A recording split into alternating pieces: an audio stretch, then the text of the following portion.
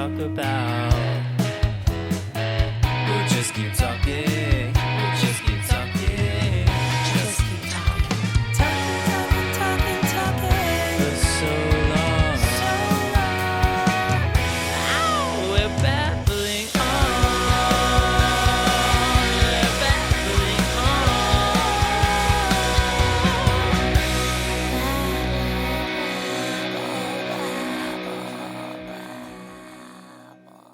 It's February 10th. It's February 10th. It's February 10th.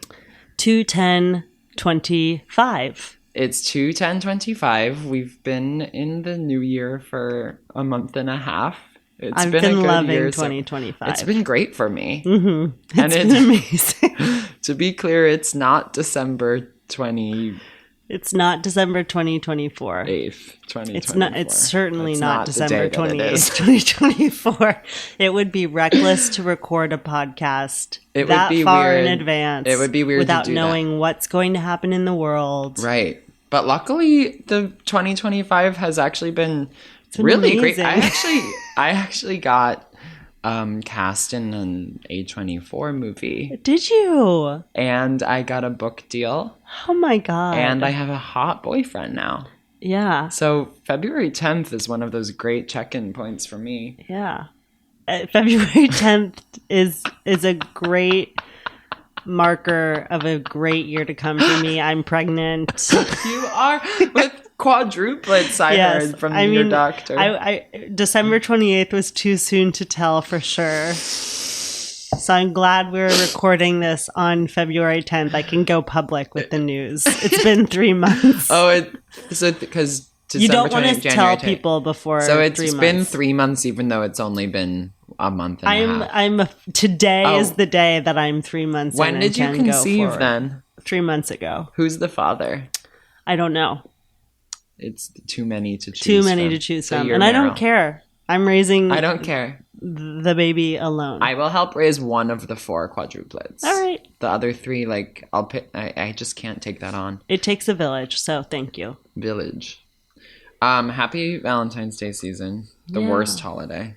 Totally. Look at all those pink hearts taped up everywhere. They're disgusting. They're gross. I love the color pink, so I don't like seeing it get trivialized and mass marketed. I hated the Barbie campaign for that reason also. Oh, really? Pink is such a great color, but when you're marketing with it exclusively, it gets much. Overused. It's too much. Yeah. And When you do 30 shades of pink as like your whole thing. Actually, you know what? I'll stand by. I like Barbie and I love Elle Woods. But with Valentine's Day, when it becomes too I don't know. Valentine's Day just sucks because it's like imposing a capitalist connotation with romance and also imposing that romance is necessary right in order to be happy. Right. Which obviously it would be a super helpful push in the direction of happiness to have romance, but well, you do have your I have my boyfriend. But he and I both decided, in solidarity with single people, we're going to wear all black and do blood sacrifices for Valentine's Day. Thank you. And not smile. No smiling. Fuck a fake smile. Valentine's Day, any more tea you want to, off the bat, say there? Just, if you're celebrating, you're stupid. Yeah. And all people who are in love are stupid. So it's okay. Which at least makes you're you in love. Don't be too upset by that insult. 'Cause I think I'm falling in love with my boyfriend. He's so tall and has such he's so tall. Can't wait. Can't wait to meet him. I know. I haven't introduced him to friends yet, because he's just really mysterious. So, who are you in the 8 when it comes time to slog through February 14th? Which of the 8 are you on Valentine's Day? I think I am. Again, girl's a blind spot for me. Yeah. I've seen it once. By the way, welcome to the 3-timers club. Oh. You're going to be. There might be one other 3-timers club airing before this airs. But regardless, you're the first to record a third episode, so kudos. Thanks. Pleasure to And be Natalie here. Price is here. That's what happens when you're a 3-timer. They know People the sound know of your your voice. voice. Yeah. Right.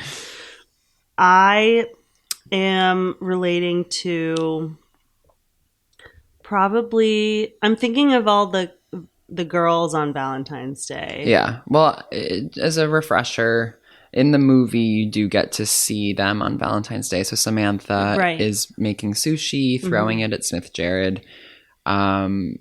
Carrie and Miranda are out to dinner, and they get in a huge fight. Miranda confesses she told Big to... Friendship Valentine's Day, yeah. Yeah, to not get married. And then Charlotte, I think, just has her fun. I'm a Miranda on Valentine's Day. And I think if you're not a Miranda on Valentine's Day... You're getting real with your friends. Get sick. Yeah. Get well soon. Mm-hmm. So who would you be? I'd say I am a Samantha. Whoa. Because there is always a part of me that wants to partake in festive I mean, I would holidays. give anything to have a beautiful traditional Valentine's Day dinner. By the way, traditional I'm hoping Valentine's my dinner boyfriend being surprises me. Sushi on your naked body. Yeah. So that's trad. That's the trad. I would love to do that dinner. I love sushi, and I love her shoes that she wears. The fishbone shoes. Oh, I forgot about those. I'd love to wear those shoes.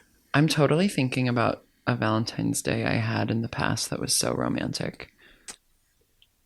I would love to have been in a relationship in 1991 and decide with my boyfriend that we were going to go see a movie on Valentine's Day, and what opens on Valentine's Day 91 but Silence of the Lambs. And to go see that with him, that would be a perfect Valentine's Day. So interesting you bring that up. What are you babbling on about today? The Silence of the Lambs. This is in my Letterboxd top 4. Oh, I don't know if you knew that. This is one of my all-time favorite movies. Yes. I think it's a masterpiece. And I do want to come clear and say, this is kind of what you're babbling on about, and you've roped me into this. This is what I'm babbling on about. And But I'm happy to. Love the movie. Well, and also you were the one who realized, like, we should talk about this for Valentine's Day. Because it's just so fitting. Because really, Valentine's Day to me is about murder, what's the word? Dissection and blood and serial killers and personality disorders and rigorous training to be in the FBI. I just love the blockbuster days. I miss going to the theater to see something as a culture together. Do you not hit the theaters anymore? No, I do, but we as a whole nation don't do that together. Right. Like, The Brutalist is out in New York and People LA, aren't even nowhere going. Else. Like, oh, true. We're not united in our movie going anymore. Well, let's hope And The Brutalist was out, I'm talking about when it was out in December. Right. It's been a while. God, funny to think back on those days. Thank you for letting me stay at your place over the holidays. I had a lovely holiday a couple months ago. I 2 months ago saw A Complete Unknown with Timothée Chalamet. I didn't see it yesterday. It was a month and a half ago. And that was great and could be a monocultural moment, maybe. I'm such a Joan Baez freak. I love her. I love summer blockbusters. I love Christmas movie releases. I love Thanksgiving movie releases. And I love that this film was released on Valentine's Day. Yeah. It was smart marketing. It was also risky, though, because this movie was very dark and nobody thought it would be a success. Oh, totally. A surefire success. It was hard to get people to come on board with it. Having read the Wikipedia, the movie stars Jodie Foster as Clarice Starling, a student at the FBI Institute, and also Anthony Hopkins as Hannibal Lecter, an incarcerated serial killer cannibal who is enlisted to help the FBI, with Clarice sort of being the face of that institution, solve an ongoing murder investigation of a different serial killer named Buffalo Bill, who will emerge as a confused, angry trans woman, basically. Or there's some debate on There's that. debate there, which we'll get into. But point being, this movie was a risk, and it was hard to get people on board. Like, Michelle Pfeiffer was offered the role of Clarice Starling and turned it down. There were like 5 actors. Yeah, Meg Ryan was in the running. Laura Dern was in the running. Yeah. Which, of all of those, I think Laura would have been the best runner-up. Yeah. I know Hopkins was the choice after De Niro. De Niro was offered. Pacino, I think, as well. Sean Connery, Jeremy Irons. Jeremy is the only of those that I think could have pulled done this it, off. yeah. But he had just done a dark film, so he didn't want to do another. What had he done? There was so many people who said they turned it down because it was too dark. I mean, it is dark. It is dark. Even for the darklings like you and I who can handle such concepts, like, it's pretty dark. It's very dark. There are moments that are almost impossible not to look away from. Yes. And yet, I don't think it's gratuitous. It's not that violent, though. It's actually, I have in my notes that you don't look away because it's never actually graphic in its violence. I agree. I was going to say, like, I don't think it's gratuitous with its violence. And maybe the thing is, like, almost looking away in anticipation of what you think is coming. But if you actually glue your eyes to the screen, for the most part, they keep the goriness to a minimum. Although they do show some. I mean, you see the girl, like, with the cocoon in her throat, and you see her corpse. You see her corpse. Yeah. But, like, when the nurse's face gets eaten off, you don't see that. No, you just see the only real murder you see is Hopkins bludgeoning the cops, and you don't see the cops, you just see him. You see the splatter onto Hopkins. Blood splatter. It's very artful. Yeah, it is. This was his breakout role, by the way. Was it? Yes. I knew he had done the Elephant Man, and that's what got him on. Well, I guess that was his breakout role, I haven't but this seen. was his first major win. Well, speaking of wins, I think before we go into the granular nature of the plot, like, some background, released, as you said, 1991 on Valentine's Day, grossed $272.7 million worldwide on a $19 million budget. And this is what excites me, and I'm actually going to tear up and get chills as I say this. It became the third, and to this day, the most recent film. The other two being 1934's It Happened One Night and 1975's One Flew Over the Cuckoo's Nest, to win all 5 of the major... Oh my god, I'm gonna cry. Holy shit, it's just so emotional to win all 5 of the major Oscar categories, which are, of course, picture, director, actor, actress, and screenplay. I love how much you love the Oscars. Yeah, I mean, that's just amazing. One movie winning all 5 of those. It's only happened 3 times in history. Have you seen It Happen One Night? I haven't seen It Happen One Night. I've seen great. One Flew Over the Cuckoo. Oh, you've seen it? It's great. Yeah. What is it? It's like Silence of the Lambs. It's a rom-com. I'm so emotional. You really are. It's I've a seen rom-com. One Flew Over. One Flew Over is good. It Happened One Night. One Flew Over the Cuckoo's Nest. Silence of a Lamb. Silence of One Lamb. If you want to win, you should have the title one. Or word one the in word the title. silence. Sure. Or the word of. Uh-huh. It's to date the only horror film to ever win Best Picture, which is pretty cool. Powerful. Although you could argue, depending what you want to argue, like, I'm sure there's some, like, historic if you're in the dramas. mood to argue. If you feel like arguing, if you feel like going to law school, like, there's definitely movies that are about, like, history that horrifying. I mean, like, I guess Sophie's Choice didn't win Best Picture, though. And it's also mostly a rom-com. It's just a super well celebrated movie, ranked 48th by Empire Mag on their list of 500 greatest movies of all time.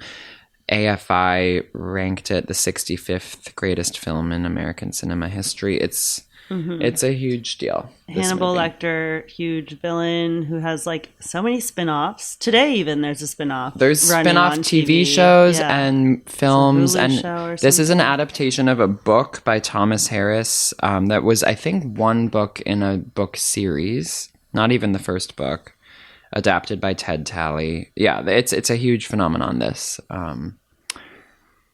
The movie was also nominated for Best Sound and Best Film Editing, but lost those. Just want to say that. And to be at the Oscars on this night, I think would have been very interesting because there was protests outside. Wait, really? Oh, I didn't know this. ACT UP and another group called Queer Nation were protesting this film. Queer Nation protested. Queer Nation was protesting? Yeah, because of its... Let's get into the controversy. Okay, yeah. Because of its controversial nature and depiction. You mean the trans component? Yes, because Buffalo Bill... Yeah. Or his name is James. I forgot his real name. But Buffalo Bill is the serial killer who is kidnapping women. The character's name is James Gum, but they don't know who he is. So they call him Buffalo Bill. But they know his name is James Gum. No, they find out when they solve the case. Okay, right. But so this guy you see throughout the movie in little snippets of him kidnapping and skinning women to make like skin out of their clothes. He's trying to make clothes out of their skin. Yeah, he's trying to make himself a new body. So he is like, he dresses up as a woman. He wears makeup. He dances. He talks. He has a nipple ring. And he has a dog, a little toy poodle named Precious. And not he to talks be confused in the stereotypically kind of affected. Yeah, and this is actually kind of the reason I wanted to talk about this movie, because basically, at one point, Hannibal Lecter, Anthony Hopkins, is diagnosing him and is telling Clarice Starling. Yeah, what's the quote? He goes, okay, so I only have the first line of the quote, but it says, Billy hates his own identity. Okay, and then I have the quote that he calls him not really a transsexual. Oh, wait, I have the whole thing. He's not really a transsexual. Oh my God, Reddit, stop. Which, while you pull that up, basically... I lost it. But basically, he calls him not really a transsexual, just like a confused person. Something like that. He hates his own identity so much that he wants to embody someone who is so other to him. Yeah. Which is like another gender, a transsexual person. So that diagnosis from Hannibal, I don't know if that has any legs, if that's a thing. But I do know that, to me, my interpretation of the film is that this is a guy who is frustrated at how the world sees him and how he feels in his body, and thinks he might be trans but maybe doesn't know for sure. And also it's 1991, like, is a different time for vocabulary, and I think personally he might be trans, but I think he's way early in the process of figuring that out. And the reason I really was so one of the reasons, at least, that I was so into this movie when I saw it, I saw it once long ago as a kid, I think, or as a teenager, and don't remember it at all, and then watched it again while I was in Berlin last year, which was, as you know, like a very pivotal chapter of my life. And I watched it and I was like low-key relating to Buffalo Bill, because I was just like, oh, I get this feeling of wanting to play around with my gender and wondering if I'm a woman, but not fully knowing. His little bug insect den is like completely fabulous until you realize he's sewing with skin, because he's got clothing racks with costumes. He's playing this moody, he's playing great music, glampy rock song, and then he's naked and fondling his nipple and doing ring. Makeup and dancing in the mirror. Boudoir, and there's all these like moth butterfly. Are they moths or butterflies? I think moths. Which you will recognize from the iconic poster with the moth on the mouth. flying around, and then there's a pit where a woman is being kidnapped, and that's where it gets not so appealing. Yeah. But I agree. I just also think that the context of this movie, here was the chant that Queer Nation and ACT UP was shouting at the Oscars. We're queer, we're groovy, put us in your movie. Okay. So it wasn't that they were That's protesting cool. silence of the... I mean, they were. But they weren't... They were more, from what I understand, mad about the fact that they weren't getting films about normal queer people. Right. And this was like the only representation. There was so much violence against queer people, and then all of their representation in film was that they're perverts, they're freaks, they're murderers. Which I totally get. And this being like one of the biggest... This has aged well with the queer community because the context has gone away.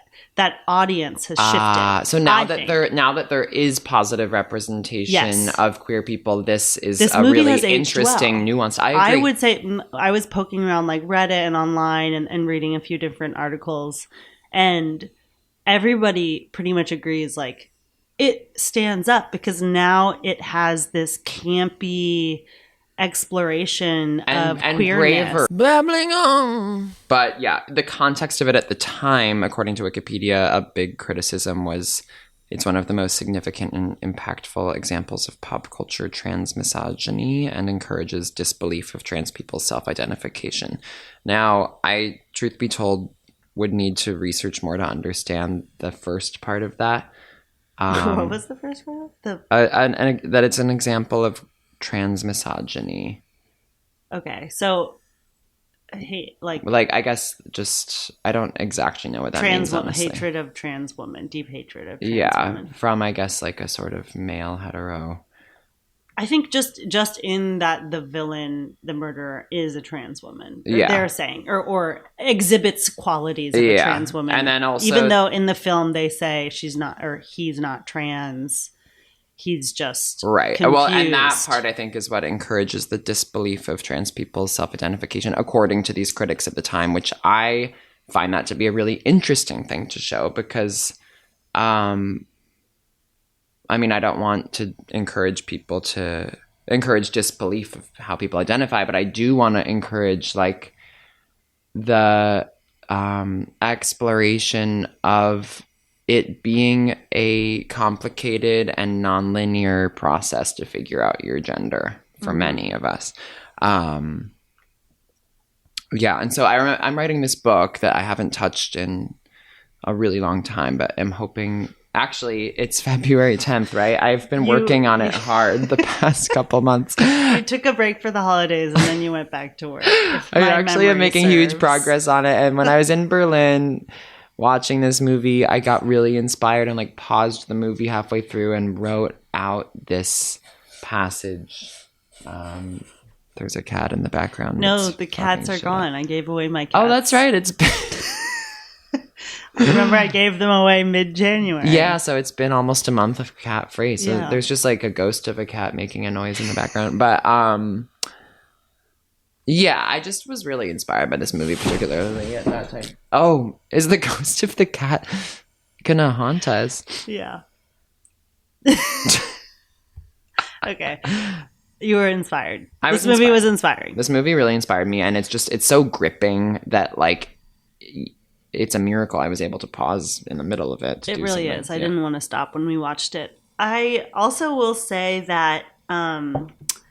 this movie really has 3 gay characters, queer characters, in my opinion. Okay, yeah. It is Hannibal Lecter is a gay man. Anthony Hopkins is an older gay man. Yeah. Simply, I think, because of, I mean, so much of his delivery is like, he's like, just this, I feel like I've seen him at Julius. I was judging I forget everyone what his in the inspirations were. Did you happen to clock that in your research of like, he was pulling on some sort of robot from 2001 A Space Odyssey, which I haven't seen. I recall him pulling on for the vocal cadence. And Truman Capote. He pulled on Truman. Famous queer. Yeah. So That's why. Are you going to pull up the Letterboxd review? Oh, yeah. Laura has such a good... Laura Jacobs has such a good review of this.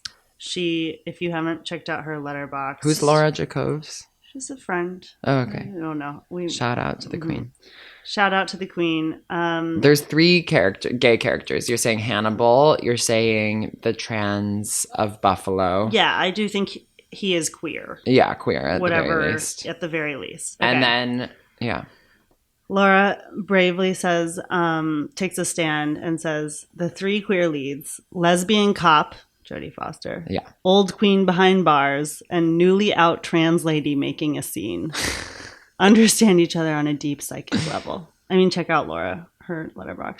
She's amazing. So great review. Thanks, Laura. For breaking it down. The trifecta. Those are the Trinity. They are all queer. I know. In their behavior, really and they all are so queer in different ways. Like lesbians are queer in a way that is so different from gay guys. Gay guys who are queer in a way that is so different from trans. No, I really do feel this movie, like you said, holds up so well and actually maybe ages with time to be even better from a queer representation perspective, because it just like there's so much variety and nuance, and it's really well done. Agree. And then Hopkins' delivery, just really quickly, I think it is truly my favorite line delivery of any line ever. Really? Yes. That is a huge thing to say. It's when he is strapped up in the airport hangar. Okay. And they bring him to the senator. I mean, jumping ahead a little, we'll go back and walk through the movie a little more deeply with a fine-tooth comb. But a senator Republican's daughter gets kidnapped by Buffalo Bill. Don't feel too bad. I actually low-key was like, I feel so bad for this Republican family. And that's how you cross. You're not fighting the enemy fight. lines. But so the senator meets up with Hannibal in an airport hangar. And they're trying to make a deal for him to solve the case. Because he's a genius too. He's a genius. Should be noted. And he's leading. He says he knows who it is. Oh yeah, because he knows Buffalo Bill from being a former patient of his. No, Buffalo Bill hooked up with a former patient of his. So Bill did have a queer liaison. Or, I mean, Bill's queer. Yeah. You say what you want. You get the critics involved with the trans misogyny or whatever, but, like, Bill's queer. You give him that.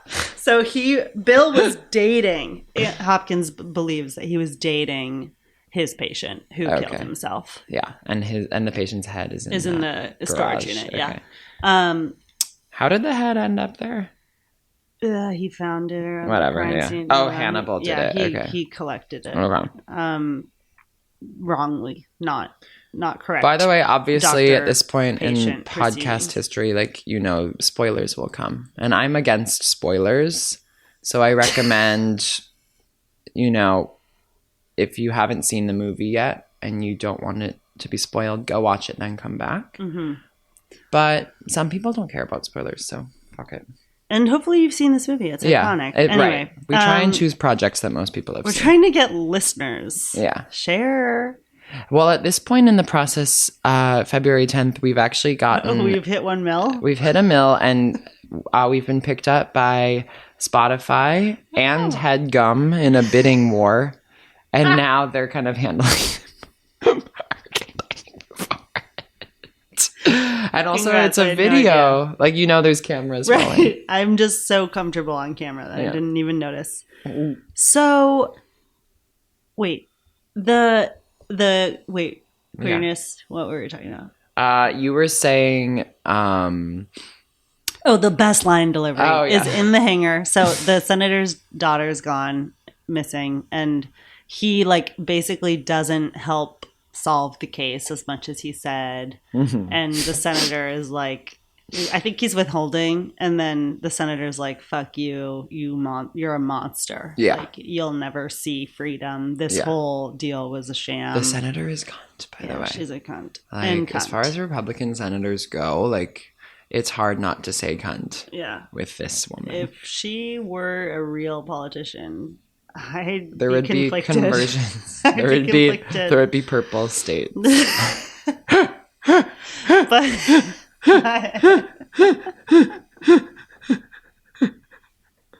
That's my new laugh, I guess. I don't like it. It's a seal's bark. Okay. As she's walking away frustratedly, he calls her back. He's like, "Oh, and Senator," and she turns around and he goes, "Love your suit." Yeah. It's so Love good. your suit. That's it. I can't do it. Love your suit. Well, you're That's not a it. gay guy. And yet you are. Love your I'd say we're suit. equally a gay guy. You know, like where we both like. Well, I guess I'm more of a gay guy. I think than you're you. more of a gay guy. I I'm low-key not have being a gay pretty guy. big part of me that's just a gay guy. Yeah. Let me hear y'all make some noise.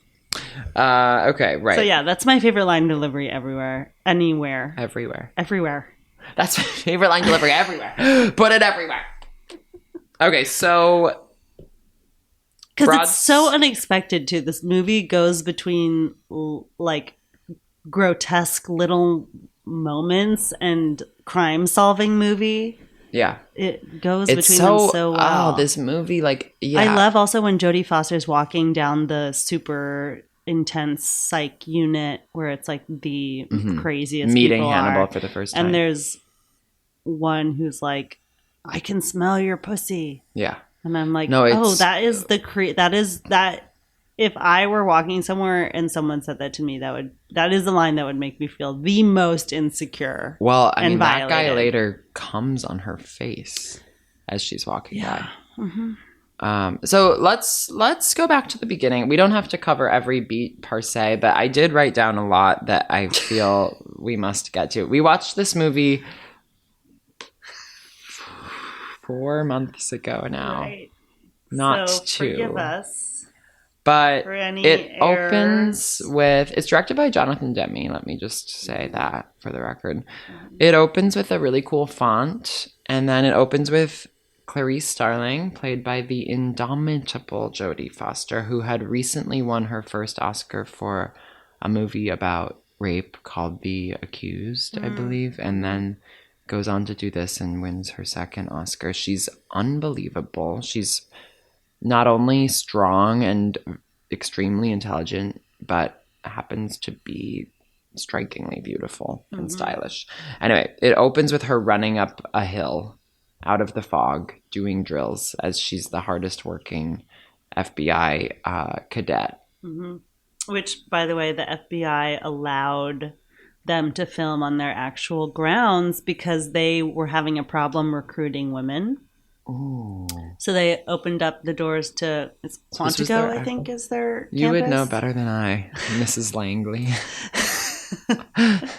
This is filmed on FBI's premises because they wanted more women to join up, which I think is funny then because she sees so much misogyny in the movie. Right. That a it's huge really part not of the movie is it's sort yeah. of a feminist movie that's looking at like and the FBI the just gets in her misogynist way culture. too. Yeah. They're like, "We don't need you. We're solving it without you. Thanks, Queen." She's unflappable. I have that written down. She is unstoppable. So I think that must be referring to her walking down that. Can I ask you a question? Mm-hmm. Why do you think they bring her on to this case? Because I know she's Oh, smart. I know the answer to this. But she's a trainee. She's just a trainee. I know. And this is their The big case. Yeah. Well, I know And this why. is their most complicated. I know the movie's answer Okay. for it. Or I think I do. Hannibal isn't going to respond to the traditional older gentleman right. guy. He's going to respond to a young, pretty girl. A lamb. Who I think, even though Hannibal is queer, I think there still is a sort of like romantic, sexualized element. No, it's a rom-com. Between I'm the two saying of them. This. It's a rom-com. You're saying it's a rom-com. I'm not comfortable going that far. But I do think it's sort of a romance. Absolutely. I think They're obsessed with each other. They both have very intense respect for each other. Clarice is Absolutely. the good guy, and Clarice does think Hannibal's a sick monster, but I think she does respect him because His he's intelligence. brilliant, and she's brilliant, and she, like, in a way, he's her mentor. And I think that's why they chose, because they knew that a young, pretty woman, and they happened to know she was brilliant as well, would maybe be the only way to get Hannibal to play ball.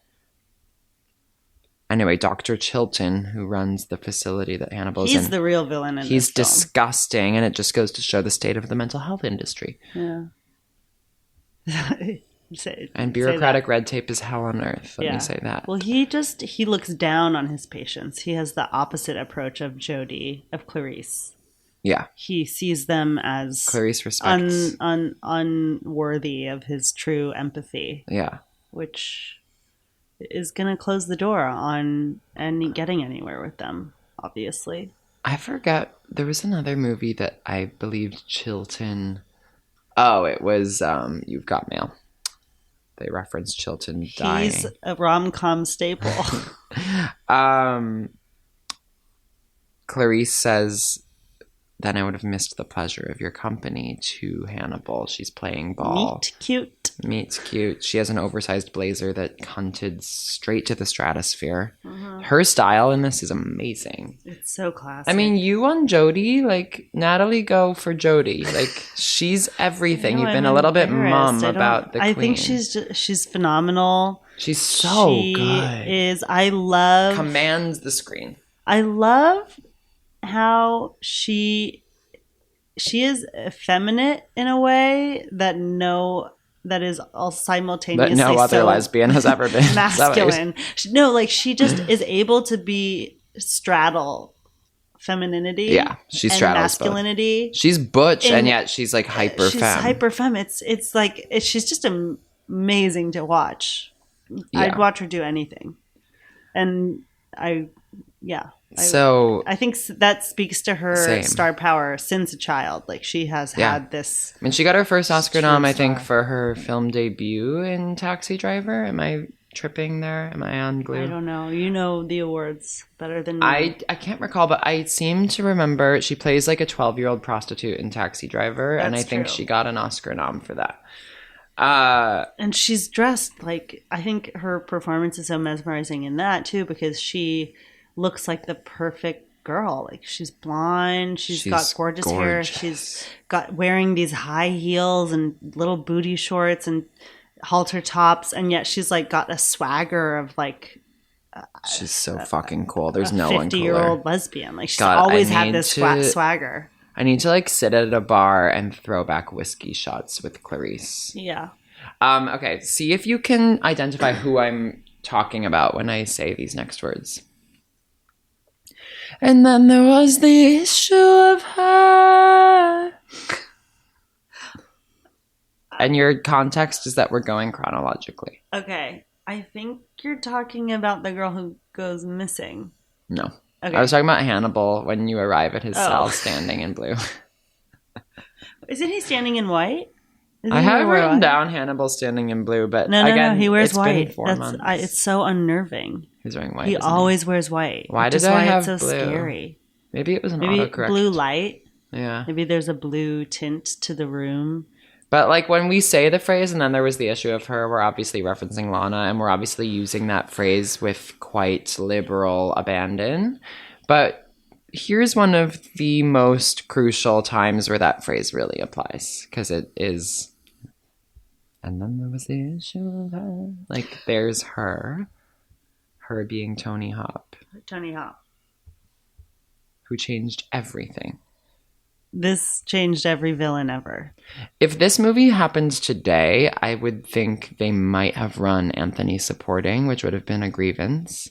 Right. I'm so glad they ran him lead and he won. I'm really glad they did that too.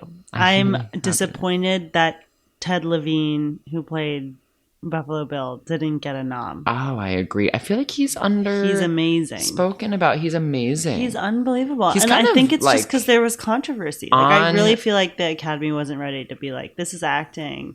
I know. I mean, I would put him on the level of Jodie and Anthony, and that's saying something. I mean, obviously, Jodie and Anthony have way more time, and they're also the gags of the century, but...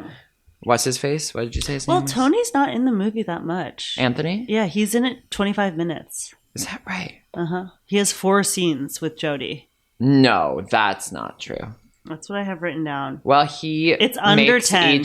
I know for sure it's under 10. Under 10? Total scenes. He has like 8 scenes total. Because he has 25 See, minutes. this is why I'm like, they would have run him supporting now.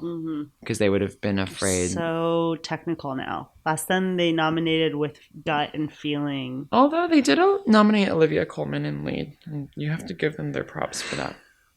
Because she has less screen time than both Emma Stone and Rachel Weisz. And she won. I'm glad that they ran her lead. I think it's a vibe thing, not a data thing in terms of lead or supporting. It should be. It should be. It should be. Yeah.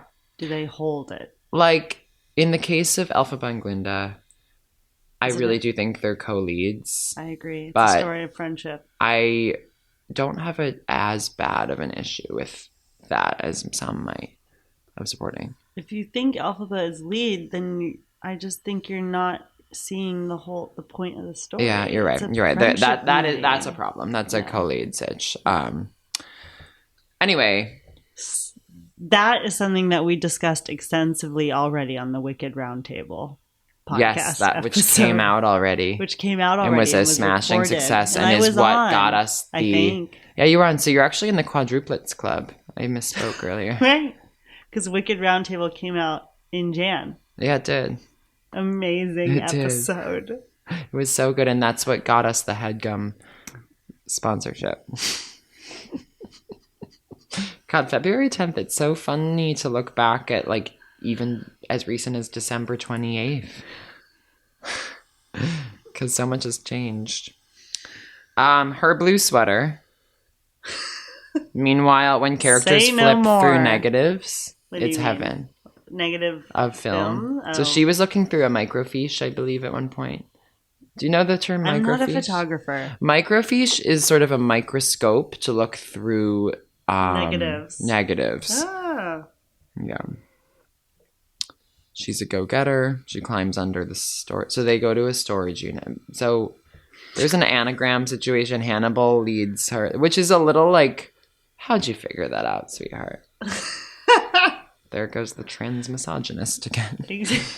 The trans misogynist, a new play. She's brilliant. She figures it out because she's a genius. So she goes to the storage unit that Hannibal leads her to, and the door won't open all the way. So she slinks under the half-open door, discovers the severed head, and the rest is just canon. That's all you want to say. You've gotten tired of relaying the plot. I kind of like... No, I meant for that scene. Oh. But yeah, basically you get the rest of the movie. Do you want to just say your favorite moments? Yeah, I mean, let me... You say something while I look through my notes here. Okay. I have in my notes... I mean, my notes while watching a movie are so stupid. A lot of it is like, why is this happening? It's Crawford is hot. Movie, I have written down Crawford is hot. I have loved your suit. Clarice examining the body is so heartbreaking when they pull the cocoon out of that girl. Like that there's Jodie, like... No, she acts her face off. She's so Speaking of, I'm surprised you good. Didn't bring this up. Who she beat out in winning that Oscar. Wait, who were the other nominees? Oh, bitch. Know this? Wait, no. Oh my god. You're so caught up in the big this five is so of it all that you Should don't I try even and know. guess? I only know two. Can I try and guess? I only know two. I'm gonna guess Meryl is in there, and if she is, I don't know. I'm gonna guess like one of the Silkwood. Two I don't know when She's that. not one of the two I know. Okay, what are she beat both Thelma and Louise. So Susan and Gina. Mm-hmm. Oh, that's I know. Because I'm gonna be real with you. We should do Thelma and Louise as an episode because that movie is good as fuck. That's an amazing movie. I love that movie. One of my faves. I've only seen it one time. I just booked my fifth. Oh, you just booked number 5? I just booked number 5. With Thelma and Louise. T and L? T&L. Brad Pitt for me is supporting actor tanks. Yeah, he's amazing. So sexy, his breakout role. I think Brad Pitt, by the way, is like... Obviously, he's like the hottest guy ever, but he's ultimately like one of the funniest, best actors ever too. Like I just was watching and I didn't get to finish it, but by the time I did finish it, spoiler alert, he had his head shot off, so it's fine. Burn After Reading. So funny in that. He's fucking hilarious in that. He's so funny. Oh, he's so good. And Frances was good too. And I remember watching the trailer for that. I mean, like, ugh, she looks so weird and is being annoying. And then that movie is beloved by all. It's a really good movie. And he's so good in it. And he's great in Thelma. I mean, I need to like go be in private thinking about him in Thelma and Louise. Okay, so the plot.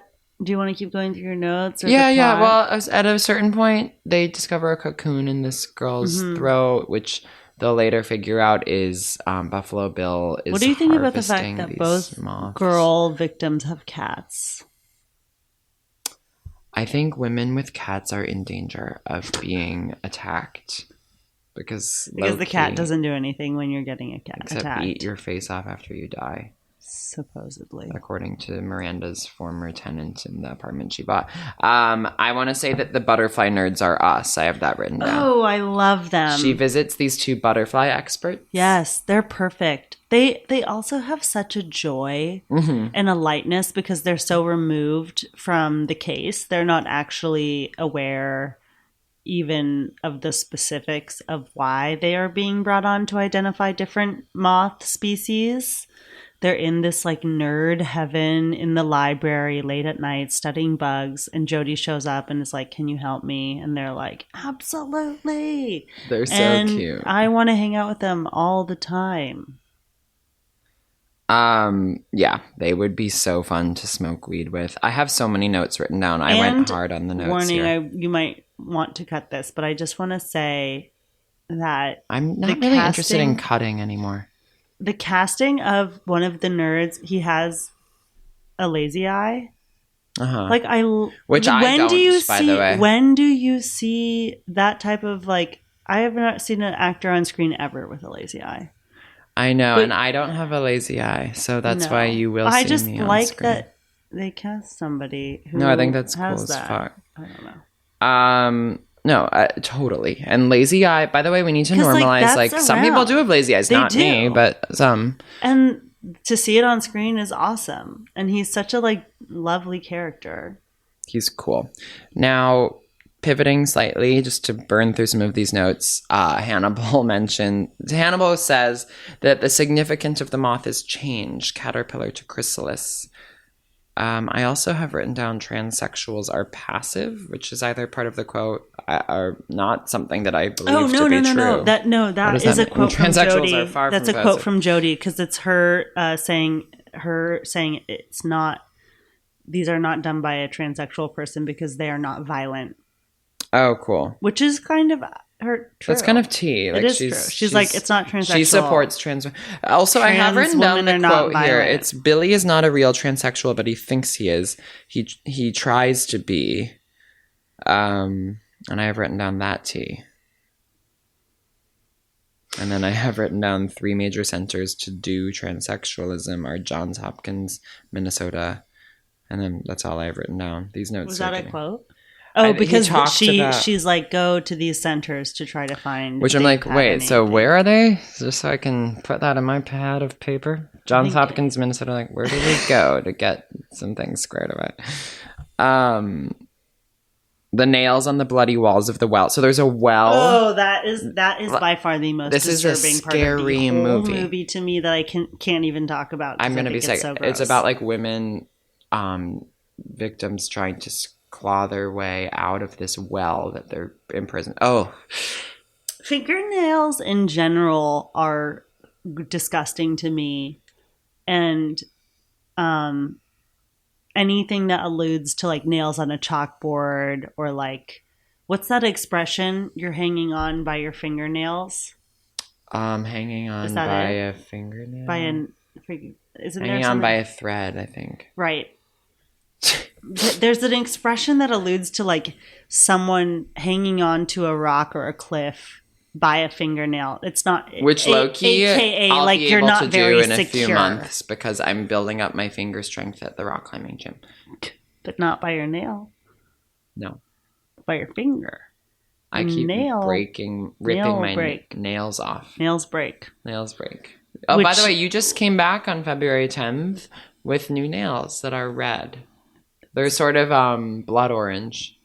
They're gorgeous. I love them. Poppy. I love how field. you went a little more poppy field Yeah, that's the color. in honor of Wicked. Uh-huh. I like how you went simple this time. Thank you. And I like how you've had these since December 28th. Yeah, they've lasted a long time. You haven't felt any change. She nails in it. South a long Brooklyn. time. Check her out. I wrote down Hannibal draws ... Am I a serial killer? Because he draws. So No, because you're trans. You're passive.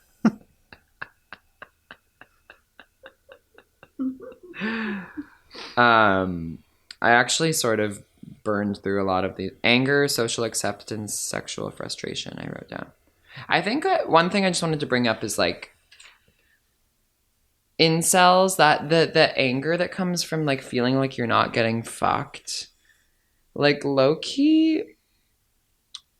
Obviously, I'm not here to defend incels, and I'm no incel. I am far from it, but like. You're far from an incel, but if you have incel tendencies.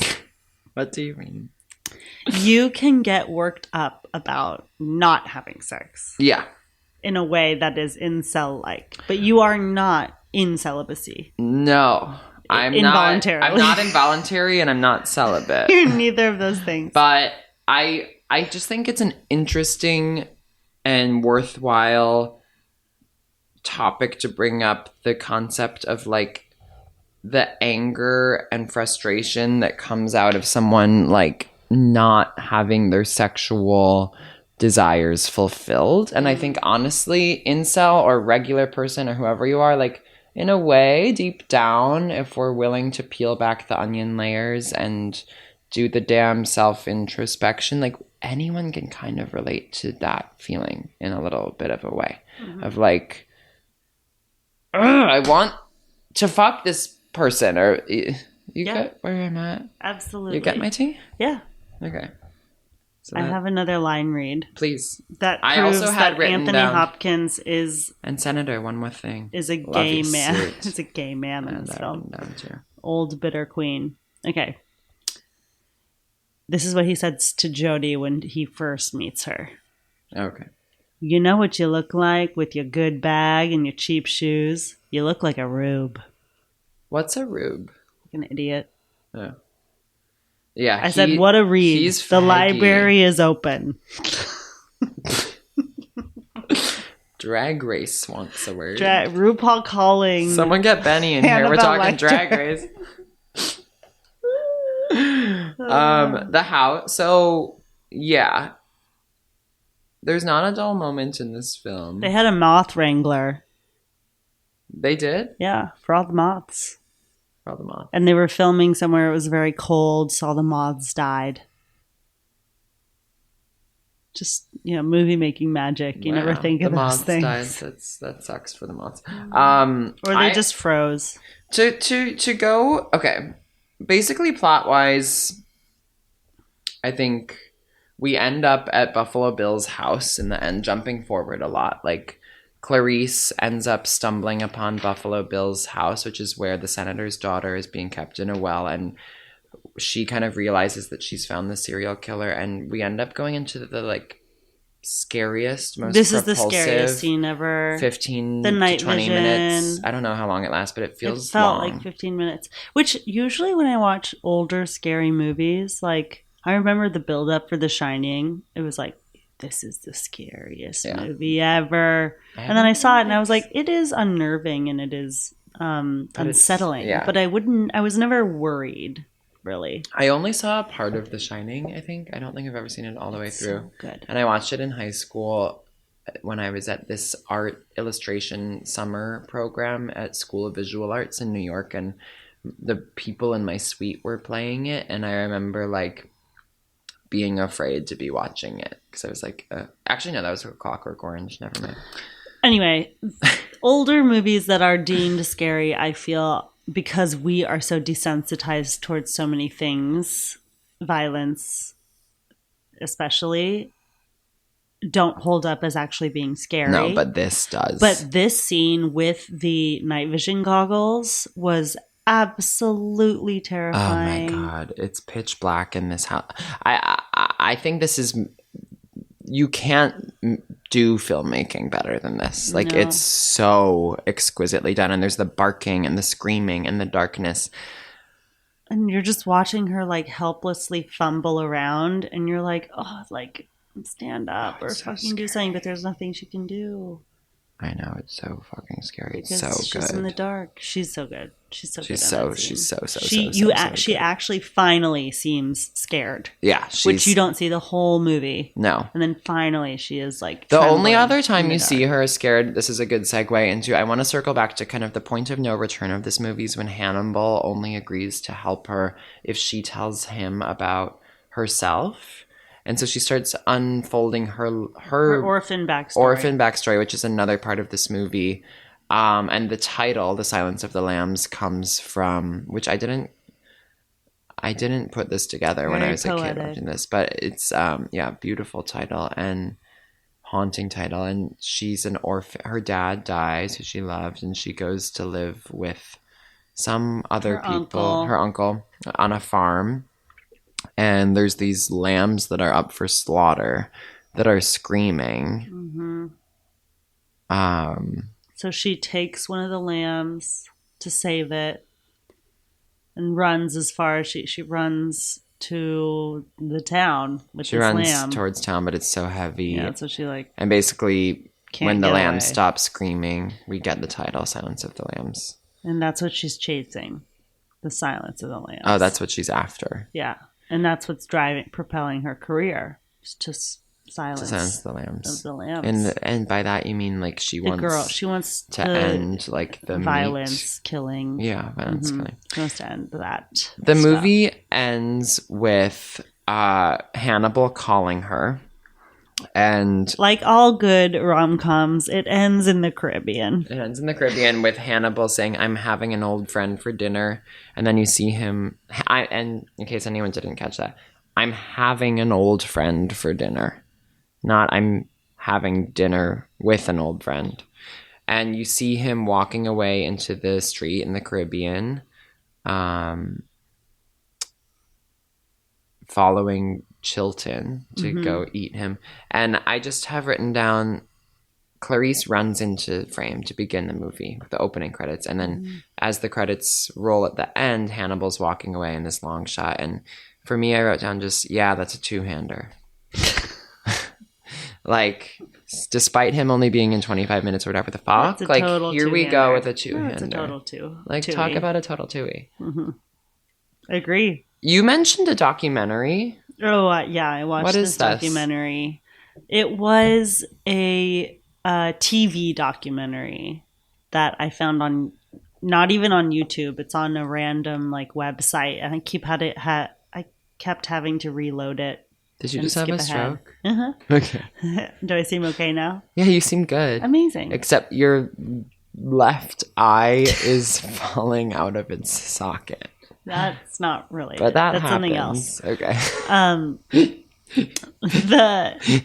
The documentary was basically like it. There wasn't that much that was interesting.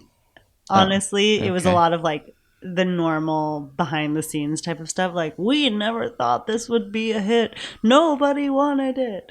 You know, Right. Orion Pictures was closing its doors Right. before That this whole and stuff like that, which is like, charade. I don't care. It's like, low-key, how did you not know it would be a hit? It was Jodie and Anthony, and Yeah. it was No, saucy. Well, yeah, but you just don't know. You just when don't you're know. Making it. You don't never know. That's the cool thing about movies. It's kind of like you film all this shit and you kind of don't know, and then at the end it all goes into a Demme pot. hadn't done anything too. He had done He had done like random movies. Did he go on to do things? Yeah, he did. Rachel Getting Married. Oh, that is one of the greats. and then Speaking his of next movie Fran was Hathaway. actually Philadelphia. Philly. Yeah. I haven't Which is seen- funny because a lot of heard it's people great. thought that I like it. It is about a gay lawyer with AIDS. Yeah, played by Mrs. Hanks. Yeah. And a lot of people were like, you just did this movie to make up for the fact that you did this like Why is anti-queer that? I didn't realize people movie. were that freaked Oh my about God, they were anti-queer. so To me, this is obsessed. pro-queer. Like, here, a transgender can be a serial killer too. That's why it's age 12. And a a gay guy can be a serial killer and the lead of a Exactly. movie, and a lesbian can be an FBI agent. I think those are Exactly. 3 really important points to make. It's aged well. And like, listen, it's like aged like a fine Heartstopper, Chianti whatever the that fuck, you might or have GBF or Love Simon. Like, Oh, shit, they she's wish going they could in. make these points. Boy erased, burn in hell. Oh, I just like, yeah, a perfect little character that isn't like either Carrie Bradshaw cheating on Aiden or, you know, Buffalo Bill skinning women. It's like, you're not interesting or relatable, okay? I agree. I mean, I would never skin a woman or kill anyone. Let me be clear. I Or feel like I'm cheat on starting Bill. to... I mean, Big. You mean Aiden? Oh. Cheat on Aiden. Well, she cheats on both with each other. Oh, yeah, wait, that's so true. But Sex and the Don't City 2 erase is the not movies. canon. Don't erase the movies. Okay, spoiler alert. Carrie cheats on Big with Aiden Because a kiss is in a cheat. Saudi Arabia. Would I cheat? No. No. No. Uh-uh. No. It's in Saudi Arabia, right? That's where they go? In the Middle East? They go to Abu Dhabi, FMT. Fuck. They go to Abu Dhabi, FMT. Do you have other important notes? Written down? Oh, I have one note from the documentary that I did like, Okay. which was that the girl who plays the senator's daughter. Yeah. She's I- cool. She looks like my old manager at Starbucks Copley Square in Boston. Her name is Brooke Smith. Well, I could have told you that. Yeah, you couldn't. Just based on looks. Okay, sure. She looks like a Brooke Smith. She said that she She's was good so in it, she's by the good. way. She's huge on Grays, by the way. Oh, she's on Grace? Mid. Never seen Grays. the stuff. Yeah, Never touched the I stuff. know that's your blind spot. Yeah. She said that she was so impressed, and everyone was so impressed with Buffalo Bill, James. I think his name is James. Wait, that's the actor or the character? The actor's name is Levi something. Oh, Levi something. They were so impressed with him. I need to look that up because he deserves a shout out. He's so good. He told her that before they were like, how do you do this character? Like, what helps you get in? And he's just like, I drink a bunch of caffeine before I drink it before my audition. And now I just drink it before every take. That's crazy. Which I think is like a good piece of advice. I Like, wonder if how you many really need to coffees. impress people, like, just get super caffeinated. That goes a long way. His name is Ted Levine. I said Levi. That's not far Yeah. off. No, Ted Levine. Levine. He was born Ted Loeve. He was born on May 29th, 1957. Oh, he's also in Monk. He needed flowers. He's also in Monk. He needed his flowers. He's 67. He went to Marlborough College. His partner is Kim Phillips. It looks like they're divorced. He has 2 kids. He's T. He's in Heat, Nowhere to Run, Bullet, The Fast and the Furious, The Manchurian Candidate, Memoirs of a Geisha, American Gangster, Shutter Island, Jurassic World, Fallen Kingdom, and The Report. Oh, so he really teed up the ball game. He knew how to book. He knew how to boo-boo. And he knew about boobs. And he knew how to talk. What are you going to do this Valentine's Day? So my boyfriend is... It's coming up. It's around the corner. My boyfriend's 4 on days. set. He's been on set for the next couple months. He's a director. So that's why you guys haven't met him, is he's mostly been in On set, Abu yeah, Dhabi yeah. filming. It's called actually Celibacy and the Village. It's like this avant-garde alt ending to Sex and the City 2. You guys must have a lot to talk about. That's the one So thing. much It's like in we never have a quiet moment because we're just gab together. About sex Which is and. nice. We're either gabbing or we're glabbing, if you catch my drift. Glab is one of those new young words for sex. It came out a month ago. It came out a month ago in January 2025. So tonight, though, I'm actually going out for Italian with you. And we're exploring a restaurant that you needed to explore for the wine industry, so we're using the corporate girl. Perfect. And we're being joined by, you know who's joining us? Who? I'll tell you. Just one second. I'm trying to remember. It's this set of twins. One is gay and one is straight, and they're 41, and they're college professors, and they're funny. Is there... I think I'm having a stroke. What are you doing for Valentine's Day besides our dinner? Is there... What were you going to ask? That's what I asked. What? That's You're what starting I to say, asked. is there? No. Oh. I was going to say, is there a famous pair of twins that are 41? Are you referring to someone? No, I was inventing a fantasy. Oh, you're so good at improv. I was inventing a fantasy. Yeah. Oh, because our dream men are 41. That could have been great for us. But you're in a relationship. Yeah. I'm going to get really drunk. We should watch I mean we can't do Silence of the Lambs, but we should do like, oh, you know what we should do? Texas Chainsaw Massacre. That one is really scary. Yeah. I like that. That one is scary movies. Freaking scary. You like them? I do. I like being scared. I scream when I'm scared. So a lot of people don't like watching them with me. I like screamers. But I find it exhilarating. And harmlessly exhilarating. Unlike skydiving, that can be harmful. Do you have you have to go far away to do that. You can be exhilarated by a movie in your room. How far do you have to go to skydive? Definitely leave the city. Yeah. You can't do it in New You York. can do pseudo skydive where you like simulate what it feels like. That's not and it's the an same, air though. machine. No, I get you. Because I think a huge part of it for me It's would jumping be the out of the visuals plane. too. Of, like, Have you the ever done world. it? No. It's very scary. You've done it? I have done it. Are you kidding? I did it once. You sco-dive? I sco-dove. Sco-dove. The instructor, as we were in the plane on the way up, he didn't speak English. No. Which I was cool with. Whatever. I mean, I'm cool with, but low-key, I'm just going to say the xenophobic thing you're not supposed to say. When I'm skydiving, I want to speak English with my host. I was more open-minded than you. But he wasn't saying anything to me because he didn't speak the language well. So you... And then finally we were like about to jump off and he was like, he was shaking my harness and he was looking at it and he looked at another skydiving instructor on the plane and he was like, why is she in large? Like her harness, like why is her harness large? I'm gonna throw up. This is almost as scary as Silence of the Lambs. I didn't choose large. Like, I got in the harness. You guys told me to. And he was like, just kidding.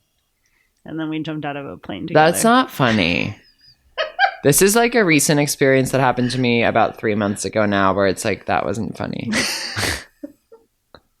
I should babble that, but whatever. Fuck it. And I did it. I jumped out of a plane with him. Those are the only things he said to me. Why is she in large? Why is this large? Just kidding. And then we jumped. Holy shit. Do you have a Valentine's Day memory you feel like you want to share or no? No. I mean, I have oh my God. I have the worst Valentine's Day ever.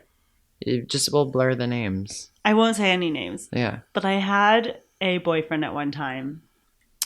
This was like COVID boyfriend. Yeah. And so things got really intense very quickly. Yeah. And they never should have. We never should have met. That's I wish we had never met. That is tea. And we were a few months into the relationship and we were like talking at his place having this like this is like maybe the first romantic Valentine's Day I did. Yeah. And bought the lingerie, he cooked dinner, blah, blah. And then we were like talking and joking and I made a joke about like voting for Trump and he didn't laugh. And I was like, what the hell? Shit. I remember this. And actually. he had voted for Trump. So that derailed the evening. Yeah. And then I haven't celebrated it. I've had some really, really sweet Valentine's Days actually with my ex. But I will, just for the sake of poking the needle in the balloon and deflating the damn ego, I had a Valentine's Day recently. I really shouldn't share this on the podcast, but whatever. No names. I just If you made it this far, if you made it this far, you get tea. to know. Like, I had a guy who, how do I describe this? Basically, we had slept together a few times and didn't know each other that well. And he flew out to meet me in Mexico City and arrived on Valentine's Day.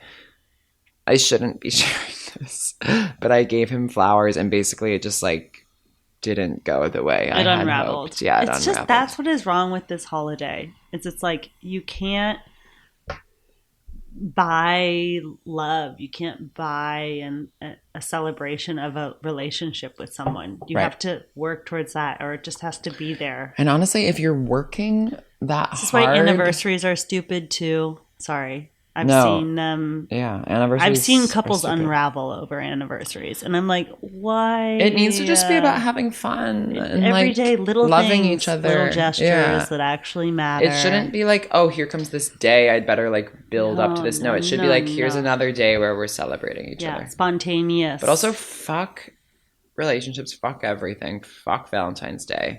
You're gonna break up with your boyfriend, aren't you? Yeah, I just texted him and I said, you either need to grow 2 more dicks or we're breaking up. And he hasn't responded. February 10th, man. Like, I tell you, this day is crazy as fuck. No, you know what? I want to stay with him, even if he can't grow more. Okay, so if you guys want, we can all go watch Texas Chainsaw Massacre at Natalie's place starting at 6 p.m. Central Standard Time, which means 8 p.m. Wait, 7 or 8? I think Central 7. is 2 behind us. No, Central's only 1 behind because isn't it? It's Pacific, Mountain, Central, East. You're right. Yeah. So 7 p.m. New York time. We're going to do some damn partying at Natalie's place. And I mean partying. With a capital T. I'm kidding. I'm completely kidding. I have to babble that. But I'm kind of over babbling stuff. Like, let's just be raw. Anything else to say? No.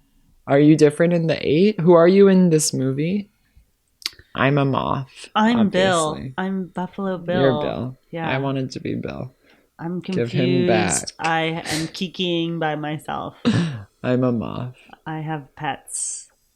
Moths. Happy fucking Valentine's Day, you bitches. Actually, sad Valentine's Day. Like, get sad. Eat a burger. Eat a burger. It's for resistance, anti-capitalism. Yeah. That's what this day is for, because this is a capitalist. Throw an egg at a corporation's headquarters today or don't talk to me. Let's go egging. Google headquarters is very close by. Let's go. I mean, I low-key love Google. We're saying Google, but we're winking because we're going to a different one. Where are we going? Whole Foods. I mean, I already am getting my revenge on Whole Foods. Let me just leave it at that. And this whole podcast will be played in excavation in the courtroom. Excavation. It's what they do when they build a case against you. I want to talk about all the things that I want to talk about. They just keep talking. They just keep talking. We just keep talking. Talking. So long. We're babbling on. Babbling on. Babble. Okay, I love you. Happy fucking shit day. Bye. We'll just keep talking. We'll just keep talking. Just keep talking. Talking. For so long. We're babbling on. We're babbling on.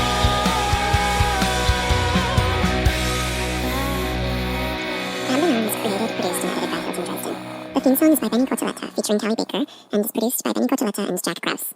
The artwork is by Hilton Dresden. Audio consultation from Kenzie Woodrow and Dallas Seeker.